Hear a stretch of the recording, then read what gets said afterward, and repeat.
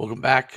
We go to part two, talking about the slant route and the combinations off it. Here I got an example of a 2x2 formation, where we're running a slant with a bench route or speed out route against cover three. So I'm going to show it to you against different coverages here. So this is, first we got it up against, okay, so we could see it.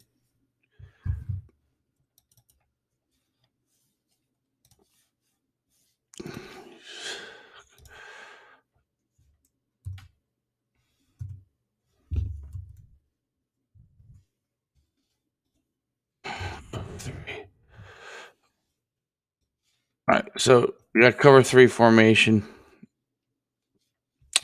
Each guy's got 2/3 responsibility. Okay, middle of the field, deep third, curl the flat, hook the curl. Maybe somebody splits in here. Okay. Okay. All right. So we are reading if you're going to the right here, the strong safety, or to the left, the weak side, outside linebacker, we're reading his drop. If he moves outside, it gets with, we're throwing the slant either behind him or in front of him, depending on his depth level. Okay. If the strong safety or will sits or tries to engage, then we are throwing the speed out, immediately throwing the speed out here. All right. So that's an important thing. So that's the first thing against cover three. Now, let's see if we got it in here.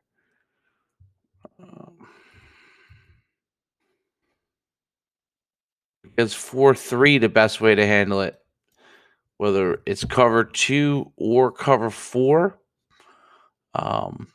the best way to handle running slants combination, at least from an underneath standpoint, very effective way, I should say, is to now run your route combinations and you change it and you tag it some way that based off of where you have two high or one high safety, they're running their slants, okay, as double slants. So by running double slants, what you do two things. Number one, depending on how they're playing their read, if they're reading number one, the safeties or the free safety or the strong safety, they're reading number one, there's a good chance that you're going to have the opportunity to get one of your slant routes inside, in front of, or behind one of the outside linebackers, to Will or Sam. If the safety's reading 1 to 2, which just kind of changes his read a little bit. If he's reading 1 to 2, now you can create that safety to freeze. Okay, if that safety freezes by reading 1 and he sees the first few steps up, freezes, that creates a nice easy lane right here, depending on how you play the spacing, because this guy at cover 2 is going to try and squeeze the slant, but that's a pretty tough deal there. It's a pretty tough deal. So if that strong safety is reading 1 to 2 and squeezes or holds, you're going to have that outside slant. Always read outside in on the slant. So from with too high, read outside in with too high and doubles. So that's an important thing to understand there. All right. Okay. Now, what's really cool when you get the slant as one of your main features. Okay, we're going to just do the add a 2x2 formation. Now you can start to really put the safety in a bind by running different route combinations. So running a slant with a corner route, okay, knowing that if you're in cover 2, Cover two, that corner is going to squeeze. In cover four, that Will linebacker and that Sam linebacker has to go a long way. And if you do any run action inside, they're going to freeze. There's no way they're going to get out there. So you should have to slant every single time. If they are playing cover four, okay, they're playing cover four. Now, that drop allows that kind of drop uh, allows you to really, really get yourself in a really good situation and throw from the outside in. If you're playing cover two, then you're going to have a situation where this corner now squeezes in cover two. And what you'll have is a nice, really, really good opportunity to go read out. If you're reading outside in or low to high, if you're reading low to high, if that's outside slants open, hit it now. If not, you got that corner. The safety's in a very tough position. Just make sure that route running is done where they're leaning inside. They really lean hard. You get a good jab step off of their break to the outside, and you should have that that corner out smash route over the top. Now, because of the bind the corners in, he's taught as soon as he gets that kind of slant to squeeze and jab the slant and then get back and sink. Okay. Now, in college, they're going to be able to sink. In high school, that's a problem. So when they jab, and so in college, you're probably going to have the slant, especially with a run action. And then if you have uh, in high school, you're probably going to have the slant or the corner against most teams. But that sink is a tough thing to be able to do. All right. Now, going to some more combinations here. Let's look quickly at RPOs. So if you're just running, I'm just using inside zone as a simple example here. I think some RPOs that really put uh, the defense in conflict is bubble screen with a slant. Now, if they're playing cover two, they're probably in the traditional 4-3 alignment. They're going to have to widen these guys. Okay. And when you're running RPO, now you've got, if you look at your box here, how many people do we have in the box? We've got 5 defenders. So you're probably going to, in a pre-snap read situation, that you're looking to read and run the ball and either give it or pull it, but utilizing that 5-man box. Now, if you decide that you're going to read this side right here and they're playing cover 2 or cover 4, and you see this Will linebacker creep inside, because that's who you're reading.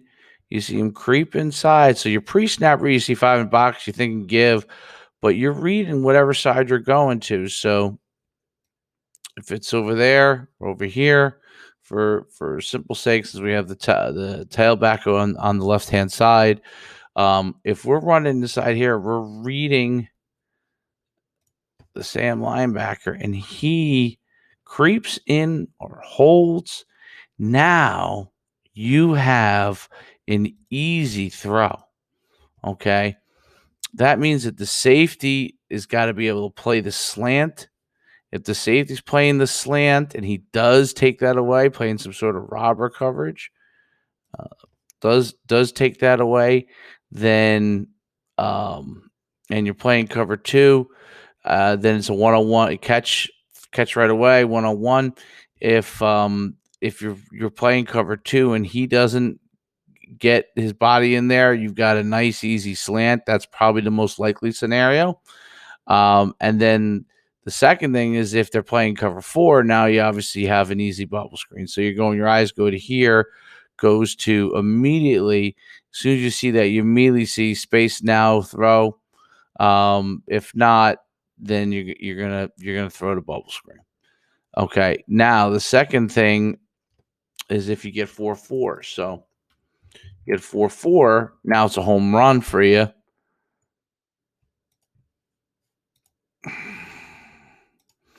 I don't know why that's not doing it. So, I don't know. So I just gotta move them in here.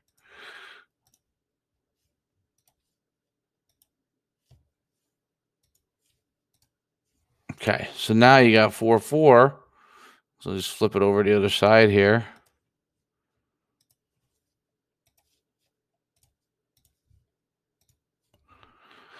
All right. You got 4-4. Now you're reading this Sam linebacker. I mean, a strong safety. And when you're reading that strong safety, now you're immediately, as soon as this strong safety gets any width with it all, okay, you're not going to throw the bubble screen. You're going to throw the slant in behind him, okay. You have 6 in the box in cover 3, too high. So I mean, 1 high, cover 3. You have 6 in the box. Not as good numbers as you like, but definitely you can run one with it, especially if you're running option, because you're running option here. So you get width, you pull, throw the slant. If this defender goes and just sits right where he is, and if you have 1 high safety, unless it's man to man, so man to man, there's different scenarios if it's cover 1, but if it's cover 3 and you got to drop, you are going to immediately throw the bubble screen because this guy's going to be in the window of the slant. All right, so you're reading that person in order to dictate where you want to go with the football. The other thing is you definitely want to, if this strong safety plays to run hard, you definitely are going to have an easy throw on the bubble screen. If this safety or the Sam immediately drops into coverage, you're probably thinking some sort of run from your standpoint, and you're going to run your option. So that's some important considerations with running the slant. Some other really interesting route combinations that you could run. I think you can run verticals off of this. And you could, again, put the free safety in a bind with that 4 look inside. And he's really in a bind here from a coverage standpoint. He's going to split the difference. And then you got a situation where now the corners have to squeeze, and the strong safety or Sam linebacker has to hold, get hands on. So there's a lot going on there. It's going to be difficult. So you can run verticals off of it. I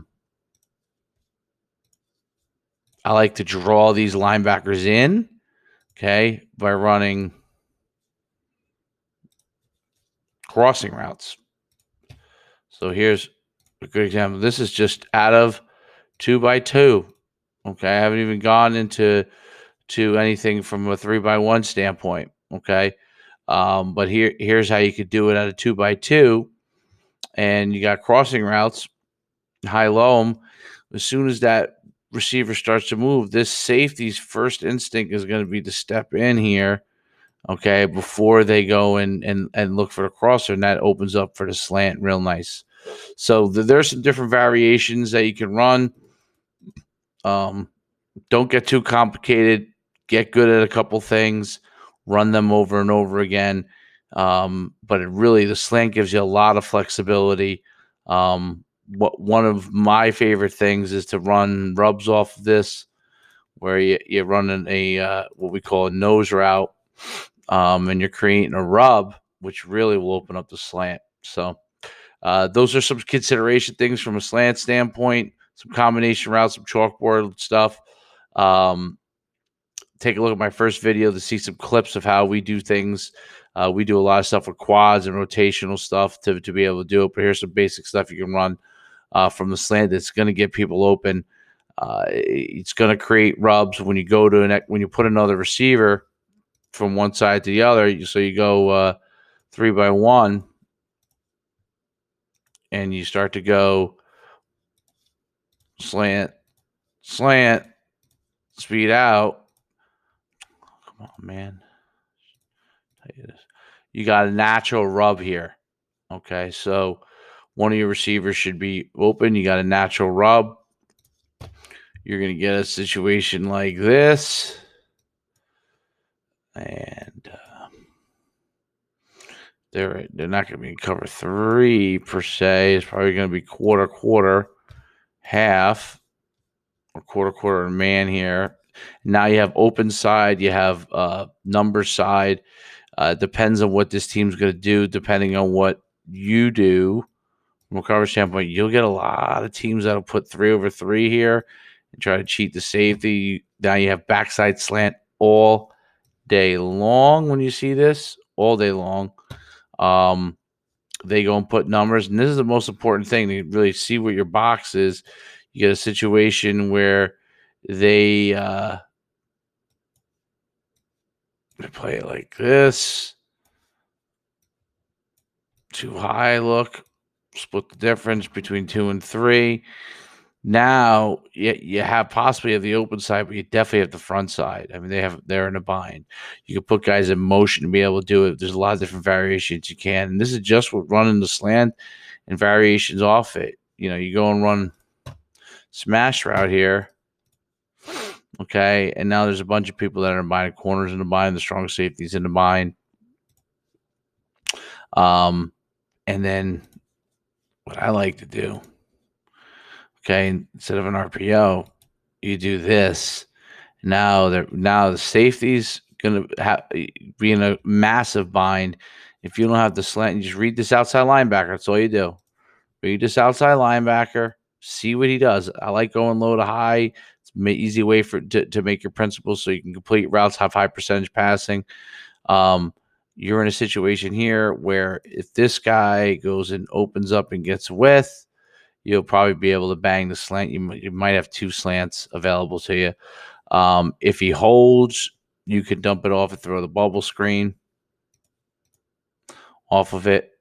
And, you're always going to have this strong safety in the bind depending on how he's going to play the slant. So this free safety is never going to get over the top of that unless he's in true steel coverage. So those are some considerations from slant, not to go too far into the weeds, but keep it simple from a route combination. Have the call consistent, have your rules as far as who does what based over what your call is. So if you're going to call your slant combination Sudan, for example, let's say you're using countries and you're going to call it Sudan, right? So you've got your slant, and you have your rule for the inside receiver, whatever that rule is, whether it's a bench route, a corner route, you have that rule and stays consistent, and everybody else runs slants a lot easier. I think it keeps it real consistent from a route standpoint, keeps the combination routes consistent, and you're just tagging different guys. You could tag it a smash, you could tag it a bubble. You could do any kind of tag here, Y bubble, depending on where alignment is. That's some considerations there for the slant. And see you soon, Coach Schuman.